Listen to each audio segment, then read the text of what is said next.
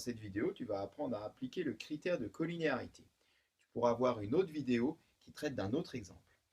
Alors ici, on te donne les points B, D et E avec leurs coordonnées. Et on voudrait démontrer que ces points B, D et E sont justement alignés. Essayons déjà de comprendre géométriquement ce que cela signifie pour bien comprendre la méthode. Donc voilà la situation où B, D et E sont alignés. Et si on regarde au niveau des vecteurs, si je prends par exemple le vecteur BD, je le représente ici en rouge, et le vecteur par exemple BE, que je représente ici en vert, bien on constate que ces deux vecteurs-là, vu qu'ils sont tous les deux sur une même droite, se trouvent dans la même direction. Ils n'ont pas forcément la même longueur, ni le même sens, mais ils ont la même direction. Eh bien, mathématiquement, deux vecteurs qui ont la même direction, ça s'appelle des vecteurs collinaires. Eh bien, l'exercice qui consiste à montrer que BD et E sont alignés revient à démontrer que les vecteurs BD et BE sont collinaires. Alors, mon choix là était arbitraire. Tu aurais pu très bien choisir d'autres vecteurs, par exemple, prouver que ED est collinaire avec EB ou que DE est collinaire avec DB.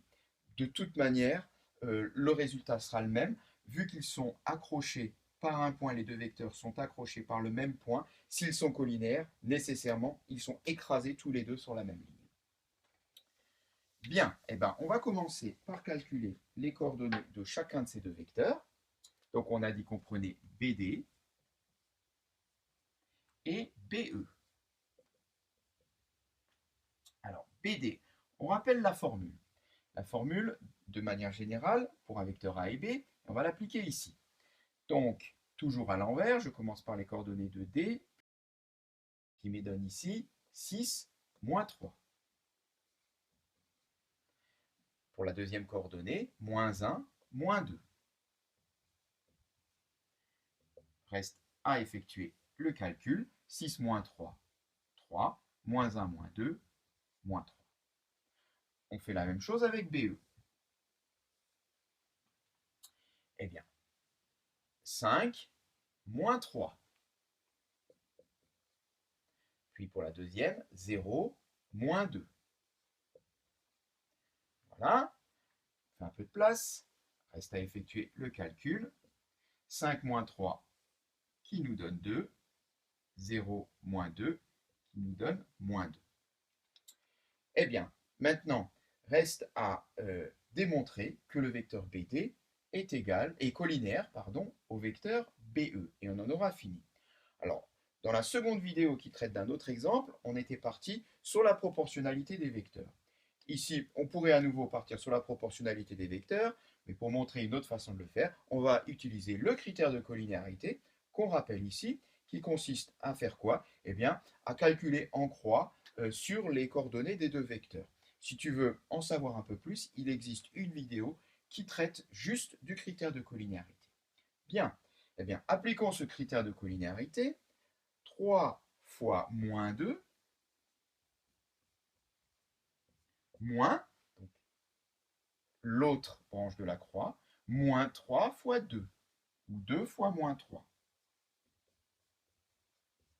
Voilà. Donc je rappelle, le critère de collinéarité, 3 fois moins 2, moins 3 fois 2.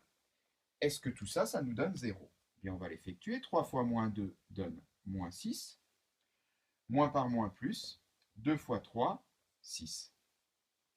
Moins 6 plus 6, 0. Le critère de collinéarité est bien vérifié. On peut l'écrire. Bien, si le critère de collinéarité est vérifié, on en déduit que les vecteurs BD et BE sont collinaires. Et on peut en conclure ainsi que les points B, E et D sont alignés.